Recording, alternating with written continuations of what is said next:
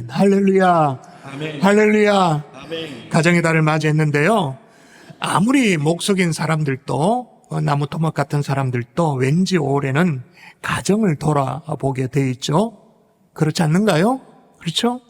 가정의 달을 맞이하면 저는 한 가지 확실하게 믿는 게 있습니다. 뭘 믿냐면 나를 사랑하고 내 계명을 지키는 자에게 1,100가지 은혜를 베푸느니라. 아멘이십니까? 아멘. 보통 사람은 어느 대목에서 아멘을 하냐면 1,100가지 은혜를 베푸느니라. 아멘. 좋아요. 그러나 우리가 더 관심을 기울여야 될 것은 앞입니다. 나를 사랑하고 내 계명을 지키는 자에게는 여러분의 가문이, 여러분의 가정이 주님을 사랑하고 계명을 지키는 가정이어서, 그런 가문이어서 지난주 말씀으로 표현한다면 여호와를 경외하는 그런 가정이기 때문에 1,100가지 은혜를 베풀 만한 가정과 가문이 될 수 있기를 주 예수 이름으로 축원합니다. 아멘. 최고의 경영자 예수라는 책을 써서 유명해진 로리 베스 존슨이라는 사람이 있어요. 그가 쓴 책 가운데 또 이런 책이 있습니다. 책 제목이 아주 예술인데 제가 읽어드릴게요. 억만금의 재산보다 한 줄의 예언을 물려주라. 다시요. 억만금의 재산보다 한 줄의 예언을 물려주라. 이 무슨 말이에요? 부모는 유산을 잘 남겨야 되는데 자녀들의 다른 게 아니라 평생에 지울 수 없는 상처가 아니라 예언을 남겨주라는 거죠. 메시지를 남기라는 거예요. 그러니까 이런 겁니다. 야, 생각해 볼 때 우리 아버지 그 얘기가 내게 진짜 용기를 준다고. 우리 어머니 그 말씀이 내게 꿈을 심어줬다고. 비전을 심어줬다고.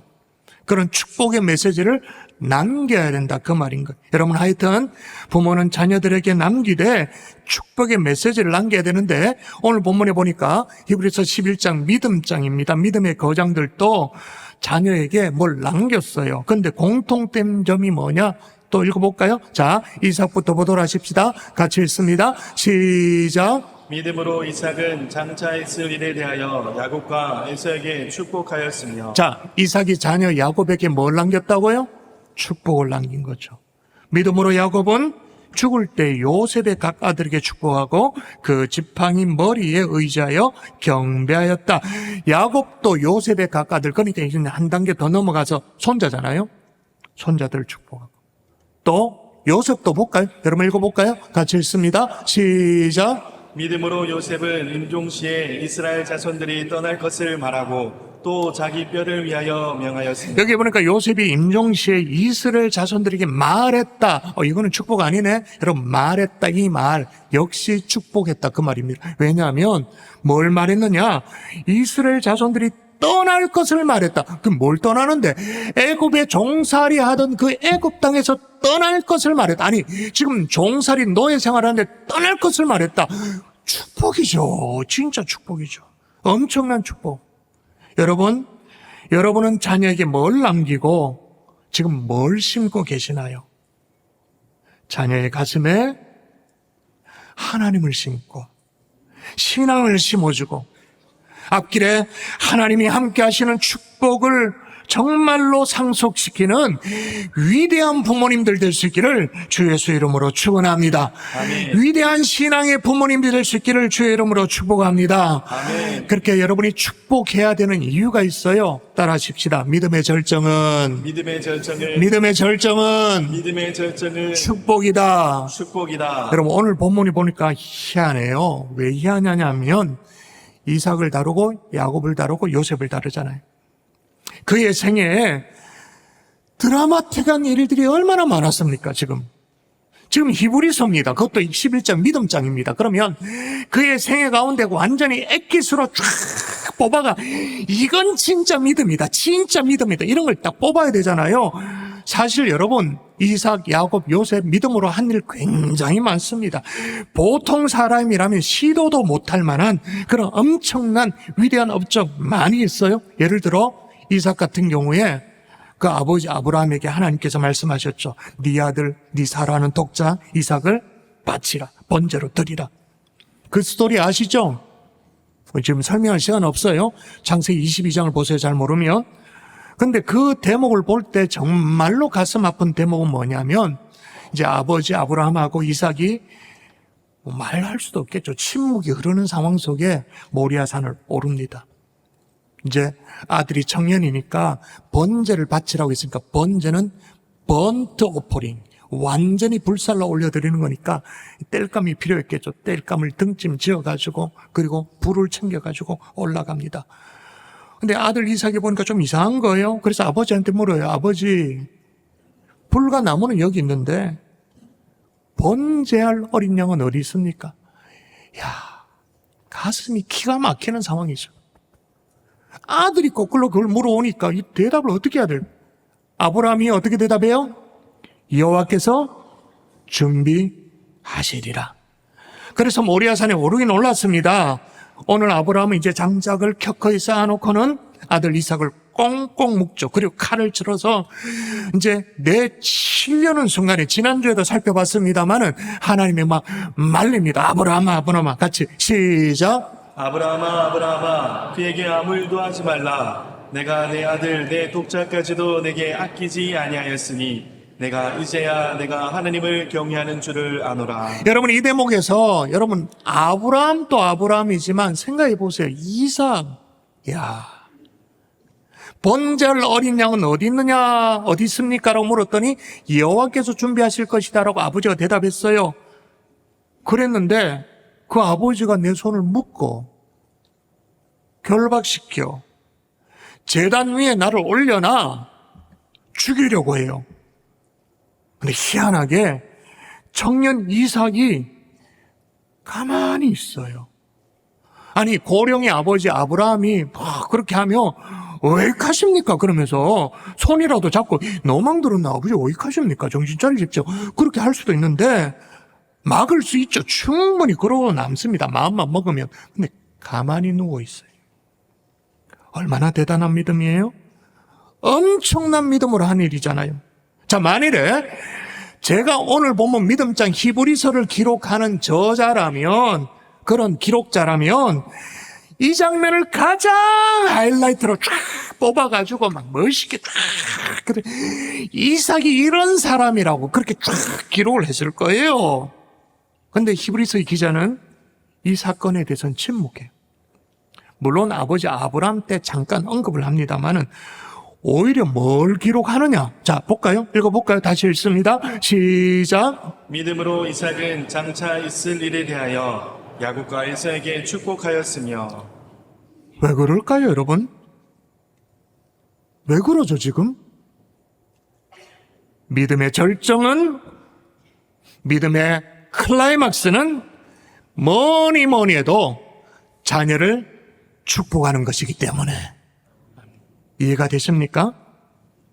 야곱도 마찬가지입니다. 야곱의 인생은 더 파란만장하죠. 태어날 때부터 형 에서의 발꿈치를 쥐고 경쟁자로 태어났습니다. 그래서 팥죽 한 그릇에 장자의 명분을 어떻게든만 수를 써가지고 팔아 넘기도록 해가지고 형의 장자권, 축복권을 가로채죠.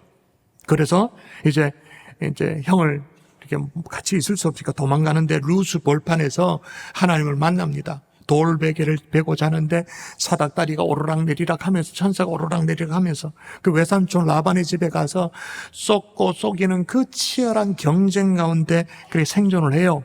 그리고 우여곡절 끝에 돌아오는 길에서 야복강 나루터에서 알고 봤더니 하나님이야. 하나님과 한판 씨름을 해. 그래서 환도뼈가 위골되어지는, 부러진 다음에야 야곱이 이름이 바뀌죠. 어떻게 바뀝니까? 야곱이 아니에요?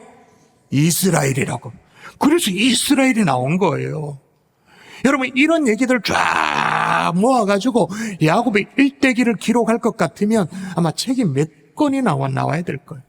그런데 오늘 히브리서의 기자는 이런 파란만장한 일대기에 대해서는 침묵해요. 대신에 뭐에 집중을 하느냐? 다시 돌아하십시다. 여러분의 눈으로 확인하세요. 시작. 믿음으로 야곱은 죽을 때에 요셉의 각 아들에게 축복하고. 기껏 야곱이 아들에게 축복한 것을 기록하는 거예요. 왜 그런가요? 다시 말씀드립니다. 최고의 믿음은 자녀를 축복하는 것인 줄 믿습니다. 아멘. 요셉도 마찬가지예요. 형들의 시기로 애굽의 노예로 팔려갔잖아요. 보디발의 집에 가지고는 그 아내, 보디발의 아내 유혹 앞에서도 내가 어찌 큰 악을 행하여 여호와 하나님 앞에 득죄하리까 신실하게 자신을 지켜냈어요. 대단하잖아요. 나중에는 애굽 바로 왕 앞에 이제 그 꿈을 해석해줘서 발탁됐잖아요. 그래서 기근이 그렇게 처참하게 들었는데도 불구하고 수많은 사람을 자기 지혜로 살려냈어요. 그런데도 히브리서는 그의 일생 가운데 가장 빛나고 가장 영광스러운 순간을 뭐로 지금 뽑아 올리느냐? 위대한 업적을 이뤘을 때가 아니에요. 대단한 일을 성취했을 때가 아니에요. 수많은 인생의 여정 가운데 마치 핀셋으로 딱 집어서 딱 뽑아 올리는 그 한 토막이 뭐냐? 자녀를 축복하는 순간. 그 순간을 인생의 가장 클라이막스로 지금 기록하고 있는 거예요. 여러분, 하나님이 내게 주신 복을 자손들에게 흘려보내는 순간, 자신의 인생의 모든 순간순간을 다 모아서 우리가 잘 나갈 때도 있고 또 곤도박칠 때도 있고 그렇잖아요. 그렇지만 그 모든 순간을 다 모아가지고 자녀를 축복하는 그 순간 믿음의 절정이요 가장 위대한 순간인 줄 믿습니다. 아멘. 이 자리에 뒷자리에 있는 어르신들 잘 들으십시오. 잘 들으십시오. 하나님이 내게 주신 축복을 가지고 그 모든 것들을 다 모아서 자녀들을 축복하는 그 순간이 내 믿음의 클라이막스인 줄 믿습니다. 아멘. 여러분, 인생에 다양한 국면들이 있습니다. 여정들이 있습니다. 그런데 여러분, 여러분의 인생을 뭘로 증명하시겠어요? 뭘로? 잘 살든 못 살든 하나님 앞에 내가 신실하게 살아냈는지 아닌지를 뭘로 여러분이 입증하겠냐는 말이에요. 증명하겠냐는 말이에요. 그건 분명해요. 자녀를 통해. 그게 육신의 자녀이든 아니면 여러분의 영적인 자녀이든. 그래서 올 봄 특세 블레싱 찬양대 그러면서 지난주에 모집이 완료됐죠. 영적인 자녀를 통해서.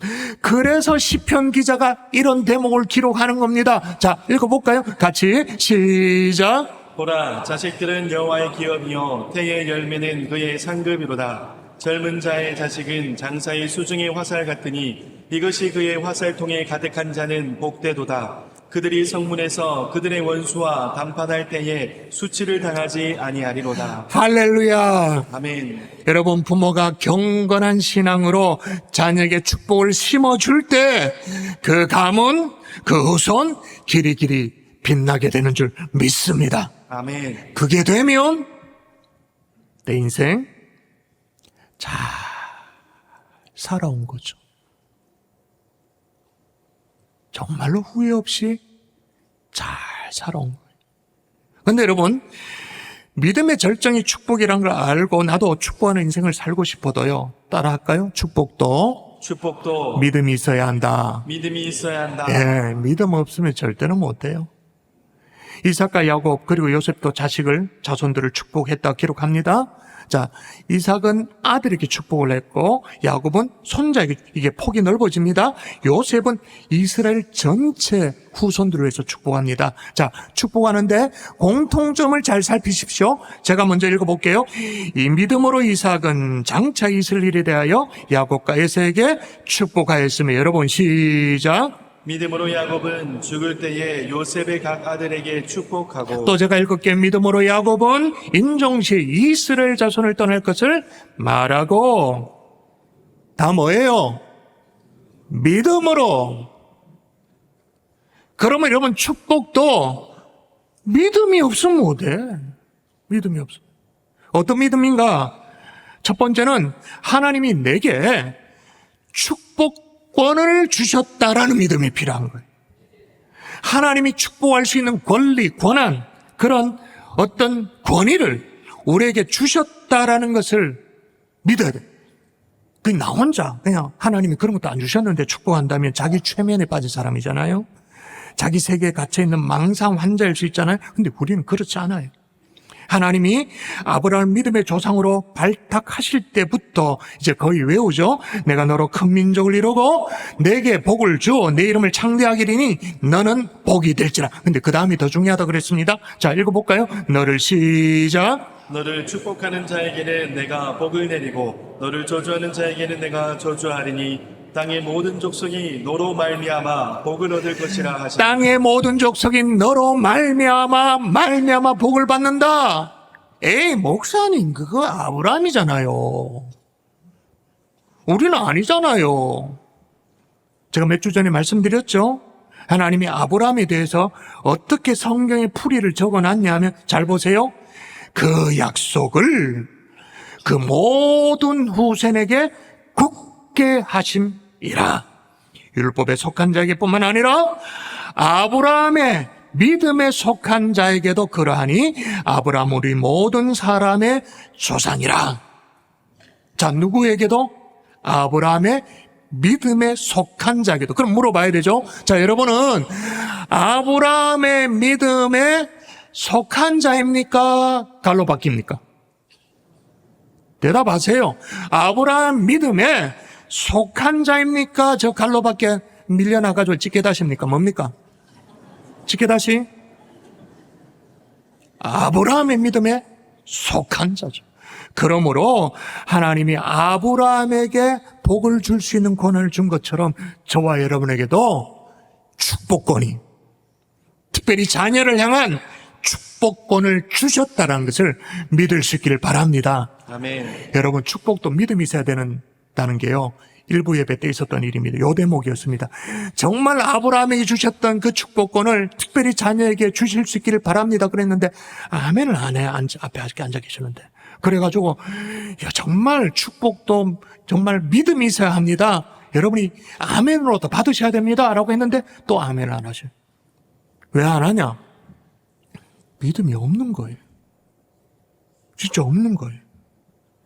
여러분, 히브리 탈무드에 보면 그 부모의 손끝에는 하나님이 계신다라는 말이 있습니다. 부모의 손끝에는 하나님이 계신다. 분명히 내가 손을 얹어서 내가 얹은 정말 투박스러운 내 손이에요. 내 손입니다만은 하나님의 손이 된다 그 말인 거예요. 이 믿음이 없으면 아이의 머리에 손을 못 얹죠. 부모의 손끝에 정말 아이를 향한 축복이 있다, 치료의 능력이 나간다, 축복권이 있다, 못 믿으면 못 얹어요. 여러분, 그런데 이렇게 자녀를 축복하는 이 부모의 축복권은 마치 연장과도 같습니다. 연장. 이게 기름칠을 잘해서 잘 드는, 아주 날카롭게 잘 드는 그런 연장이 있는가 하면, 방치를 하면 연장이 어떻게 됩니까? 녹슬죠. 뻑뻑해지죠. 제가 아이고 참 안타깝네, 저 집의 축복권은 녹슬었구나, 뻑뻑하네 라는 것이 한눈에, 진짜 한눈에 알아보는 순간이 있습니다. 언젠가요?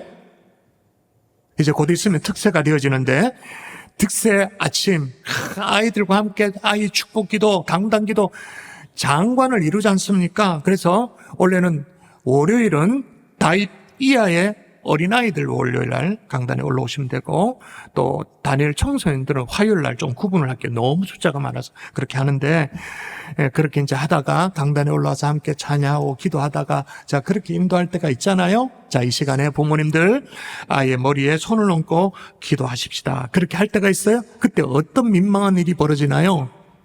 아이가 치우라고 이렇게, 그 경상도 말로 탈쳐. 그러니까 이 어색한 거야. 짜증도 나고 신경질 나는 거예요. 지금은 제가 아파서 그렇게 못합니다만, 옛날에는 웬만하면 제 앞에서는 아이들 한 명 한 명 빠뜨리지 않고 다 기도를 했었잖아요. 그때도 제가 이렇게 손을 얹고 기도하는데도 치우라고 자꾸 이렇게, 1살짜리 애가 뭘 알겠어요. 치우라고 이렇게 자꾸 하는 거예요. 심지어 짜증을 내다 울어버려. 자, 물어보십시다. 이 집에 부모의 축복권이 기름칠이 잘 돼 있어서 잘 드는 연장입니까? 아니면 뻑뻑하게 녹슬어 있습니까? 잘 드는 연장입니까? 녹슬어 있는 연장입니까? 명백하죠. 녹슬었죠. 그러니까 애가 너무 어색한 거예요. 심지어는 제가 그걸 보고 너무 웃겨. 뭐냐면 아빠가 이제 손을 얹고 기도하려고 이제 시키는데 애가 한 2살? 아니 조금 더 많아. 3살, 4살쯤 되는데 애가 어떻게 하냐면 이렇게 무슨 태권도 가로막기 하는 것처럼. 왜 그러냐면 뭐가 손이 위로 올라왔는데 엄마가 때린 줄 알고 막으려고 이렇게 가로막기 하려고 이렇게. 내가 그걸 보고 얼마나 웃기는지. 웃기다가 그 다음 기분은 어떤 느낌이냐면 씁쓸해요. 여러분, 올해에요. 특세가 다가오고 있습니다.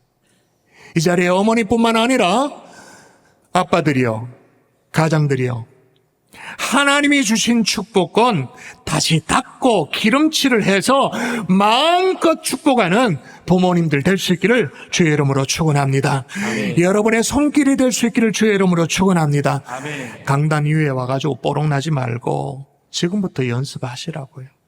또 하나, 여러분, 축복도 믿음이 있어야 하는데 어떤 믿음이냐면 축복하면 그대로 하나님이 이루어 주신다는 믿음이 있어야 할 수 있는 거예요.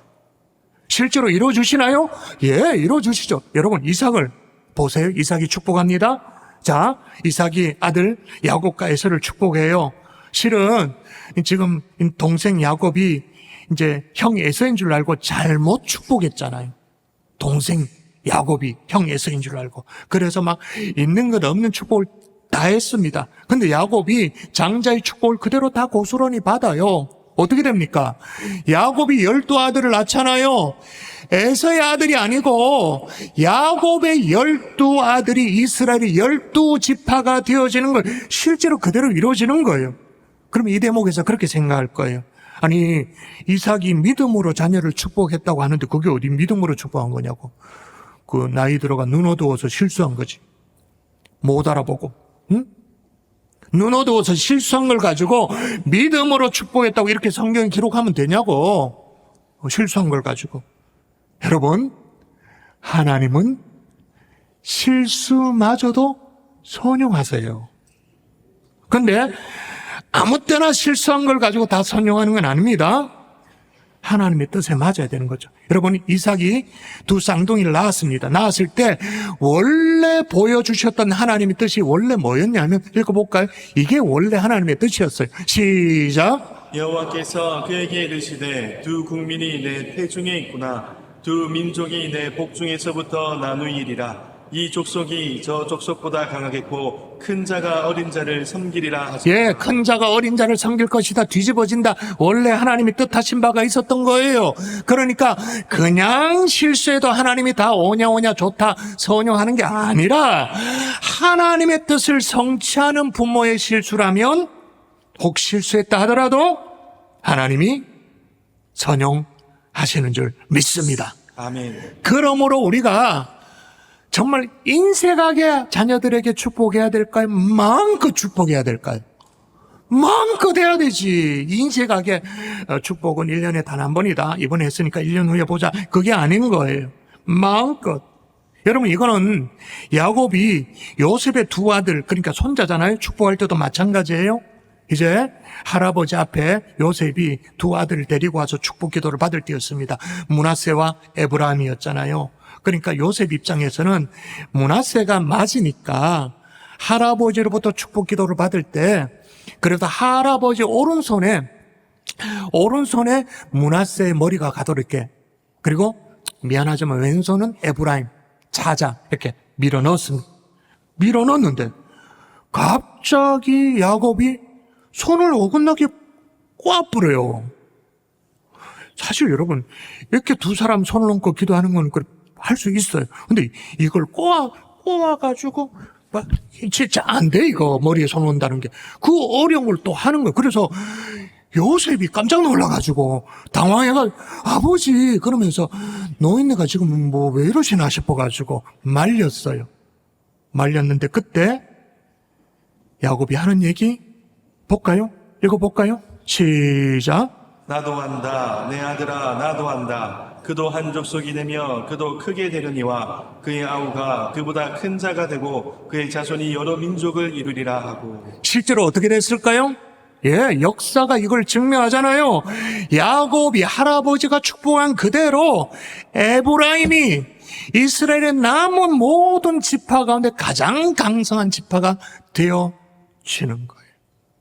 여러분, 또 요셉의 축복도 그대로 응답이 되었는데 그대로 이루어졌다는 걸 어떻게 알 수 있냐면 여러분 보십시다. 다시 확인하십시다. 믿음으로 요셉은 인종시에 이스라엘 자손들이 떠날 것을 말했다. 그렇게 말했습니다. 떠날 것을 말했는데 그게 이루어졌다는 걸 증명하는 것이 성경 66권 가운데 성경 한 권 전체입니다. 뭡니까? 출애굽기. 떠날 것을 말했고 그게 이루어진 것이 성경으로 남겨져 있죠. 요셉 자신에 대한 예언도 성취되어졌습니다. 읽어볼까요? 또 읽어볼까요? 창세기 49장 시작. 요셉은 무성한 가지 곧 샘 곁에 무성한 가지라. 그 가지가 담을 넘었도다. 그 가지가 담을 넘었다. 그 말은 뭐예요? 국경을 넘었다. 실제로 요셉의 시신이 국경을 넘잖아요. 그대로 이루어진. 여러분, 우리가 믿음으로 하나님의 뜻 가운데 축복하면 그대로 이루어지는 줄 믿습니다. 아멘. 그게 혹 실수가 있다 할지라도 하나님의 합한 뜻 안에 있다면 뜻대로 이루어지는 줄 믿습니다. 아멘. 아멘이십니까? 아멘. 그러므로 대답하십시오. 자녀에게 축복을 많이 해야 될까요? 인색하게 해야 될까요? 할 수만 있으면 많이, 기회를 일부러 찾아서라도 많이. 말씀의 결론을 맺을게요. 그럼 어떻게 축복하면 좋은가라는 거죠. 다시 확인하십시다. 여러분, 성경에 축복이라는 말의 원어적인 의미 히브리어로 베라카 혹은 베레카라고 말하는데 이 말의 의미는 뭐냐? 손을 얹고 입으로 하나님의 선하심과 자비로우심과 하나님의 의뢰노우심을 증거하여 의미 있는 말을 하는 행위, 이게 베라카예요.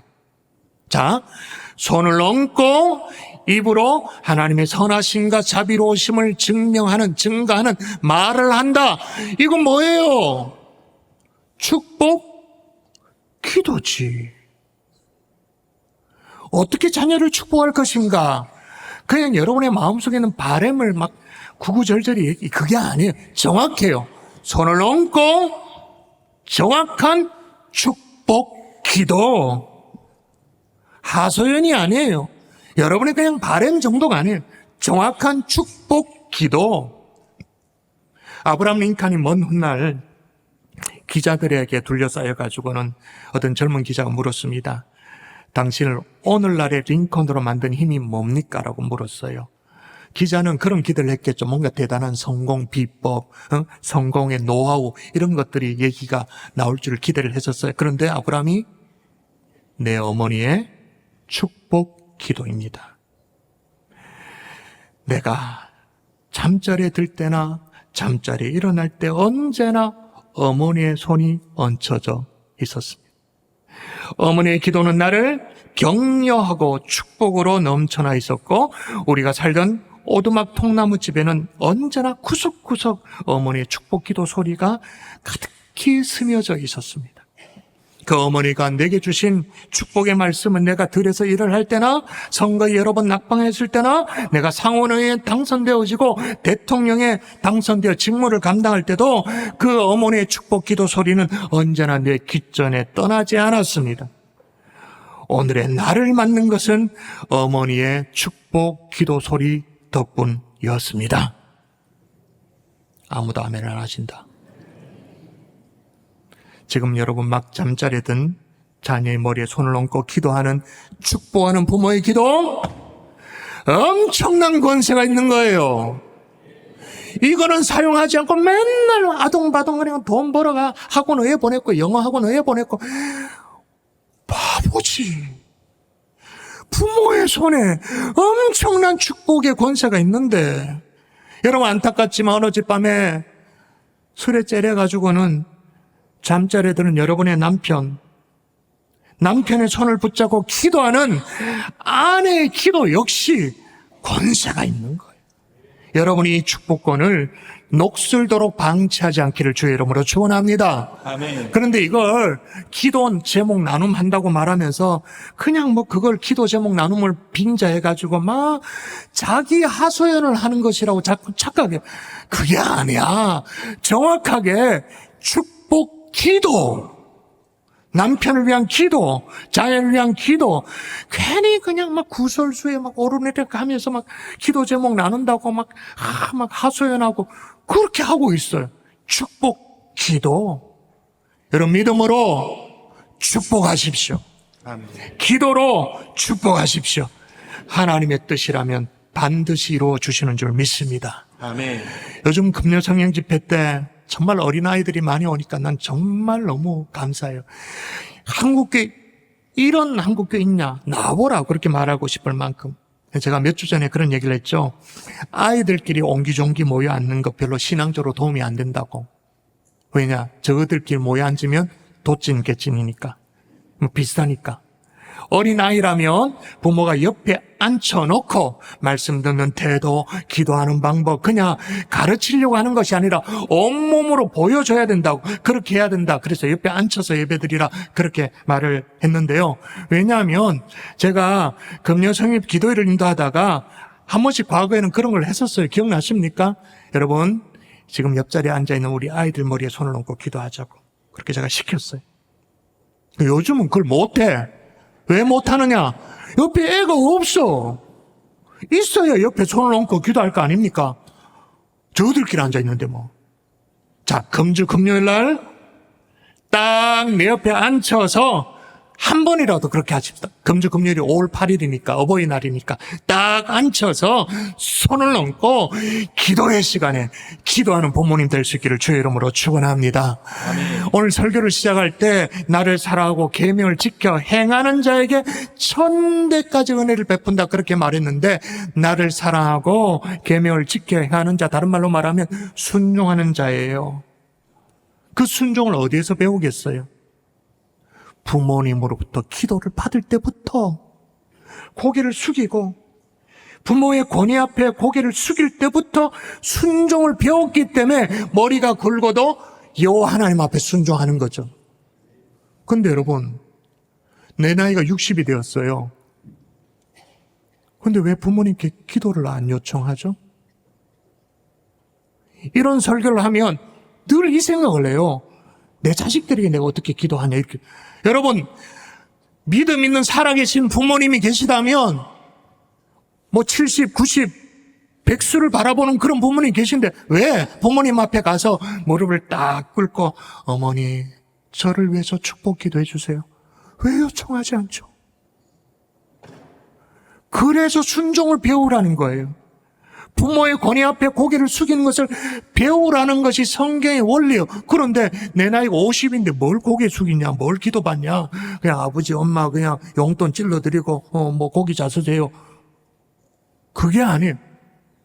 여러분이 정확하게 무릎을 꿇고 가서 어머니 저를 위해 기도해 주세요. 여러분 육신의 부모님이 안 계시다면 영적 부모가 있잖아요.